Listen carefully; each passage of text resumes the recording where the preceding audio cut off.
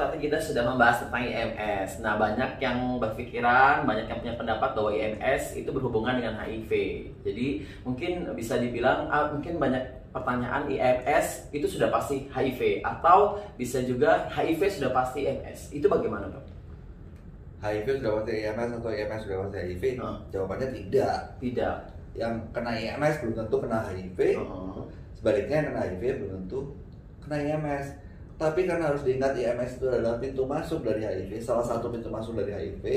Itulah kenapa sebabnya kalau orang yang HIV positif biasanya akan kita anjurkan untuk periksa IMS-nya. Oh begitu. Nah, untuk pengobatan IMS sendiri itu apa sih? Gimana, Dok? Pengobatannya, pertanyaannya kalau pengobatan bisa sembuh apa enggak gitu kan gitu. Tergantung. Ada IMS yang bisa sembuh total. Sembuh total berarti gini, kita obatin dia sembuh, tidak akan kumat lagi. Tapi ada juga IMS yang diobatin sembuh tapi dia kumat lagi. Perkataan kumat itu maksudnya gini loh. Misalnya kamu buat intim. Kamu buat intim terus kamu kena taruhlah gonorea gitu, atau sifilis deh gitu. Kena sifilis terus kita obatin. Kita obatin sembuh. Terus kamu dibuang ke suatu pulau misalnya. Di pulau itu kamu nggak ada seorang pun.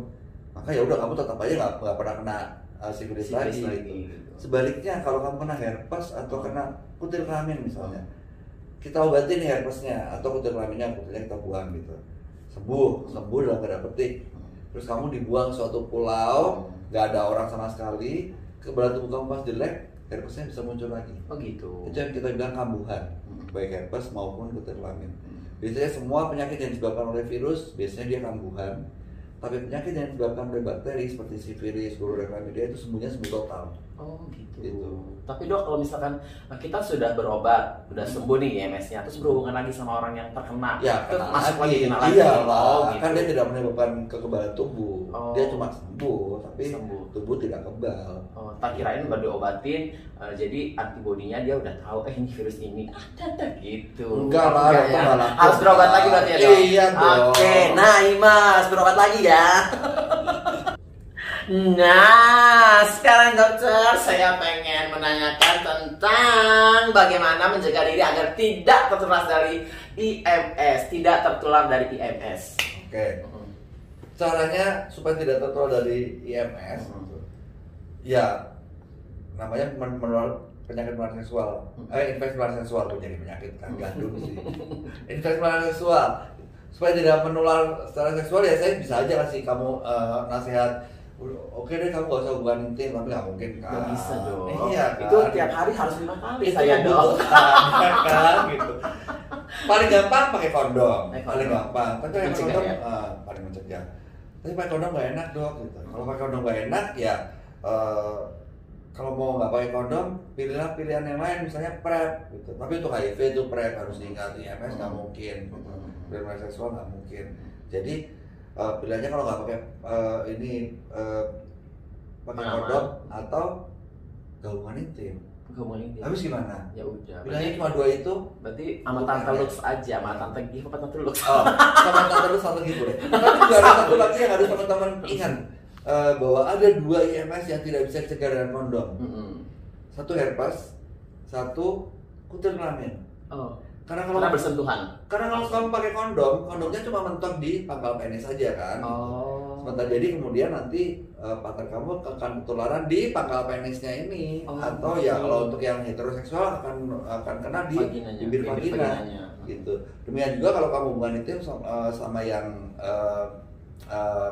udah pakai kondom, di kebetulan kutilnya di anus, tetap aja kan kamu ketularan di situ juga. Dan kalau kamu ada kutil di pangkal penis juga akan nular ke anusnya. Jadi terus sambung-sambungan gitu, di anus atau di penis atau di vagina atau di penis, terus sambung-sambungan tanpa bisa dicegah dengan kondom.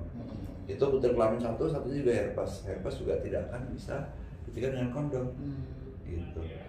Kecuali herpesnya di batang, berarti nggak pakai kondom. Kalau herpesnya di pangkal penis nggak bisa dicegah dengan. Jadi itu bisa menular hanya dengan tertempel aja gitu. Iya. Langsung bisa menular gitu dong. Iya. Oh gitu. Oh jadi harus benar-benar teliti ya kalian. Iya, jadi sebelum kita berhubungan seksual, teliti dulu. Ya. Dicek dulu. Dicek dulu daerah sekitar itu ada sesuatu nggak?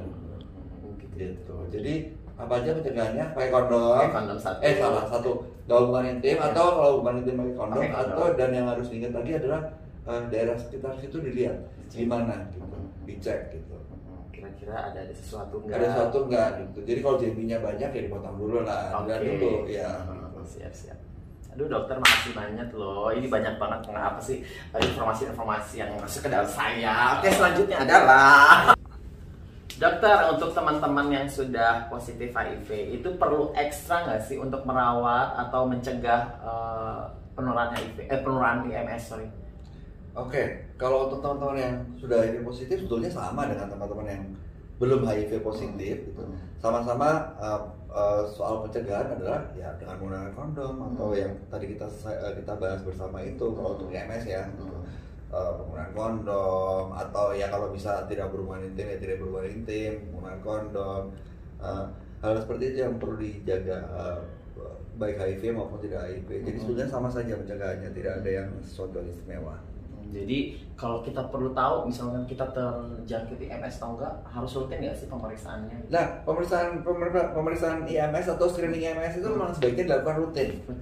Nah, kalau seberapa seringnya, pertanyaannya tergantung aktivitas kamu. Kalau misalnya kamu aktif banget untuk sehari bisa 5 kali. Wadaw. Nah itu berarti paling nggak 3 bulan sekali lah. 3 bulan sekali. Ya. Tapi dok saya sibuk, sebulan sekali aja belum tentu. Nah kalau sebulan sekali aja belum tentu, ya 6 bulan sekali lah. 6 bulan sekali belum tentu gitu, ya setahun sekali lah kalau gitu.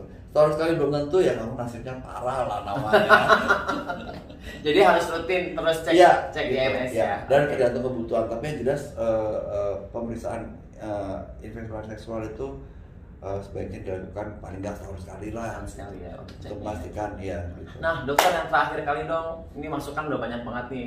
Apa sih info-info tentang apa sih untuk aku ya, untuk teman-teman juga. Kasih itu dong dok, apa saran atau masukan buat teman-teman Nyimers. Saran. Yang pertama pokoknya jangan malu untuk memeriksakan diri untuk infeksi seksual, untuk HIV. Saya tahu tuh stigmanya besar sekali, tapi teman-teman juga harus ingat kalau sudah ada klinik-klinik yang privasinya terjaga untuk memeriksakan ini gitu. Di Jakarta sendiri kita tahu ada PKBI, ada Global Indo, ada Carlo gitu, ada Angsa Merah tentunya. Angsa Merah. Di situ. Nah, klinik-klinik ini kalau teman-teman jangan khawatir, mereka tidak akan melakukan diskriminasi, stigma segala macam. Biasanya mereka tidak akan melakukan hal-hal seperti itu. Jadi silakan datang, jangan malu untuk memeriksakan diri. Itu karena itu penting buat teman-teman. Itu saya rasa itu yang paling penting. Harus memiliki keberanian untuk mulai, dan kalau udah, kenapa kita perlu periksa ya men? Karena dengan pemeriksaan diri kita akan tahu status kita gimana. Kalau ada sakit pasti akan diobati gitu. Kalau tidak sakit ya berarti kita harus lebih menjaga diri lagi.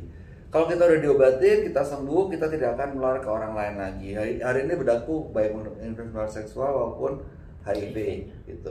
HIV kenapa harus diperiksakan, seperti pertemuan kemarin sudah dibahas gitu, harus diperiksakan. IMS juga sama gitu. Harus dipisahkan supaya memutus mata rantai penularan. Nah teman-teman, makasih banyak banget ilmu, banyak banget informasi yang sudah saya dapat dan teman-teman dapat. Oke teman-teman, jangan lupa di like, subscribe, dan di komen, serta tekan tombol loncengnya, jadi kamu dapat info-info yang terbaru dari Sharing with Team. Oke, bye bye. Bye bye.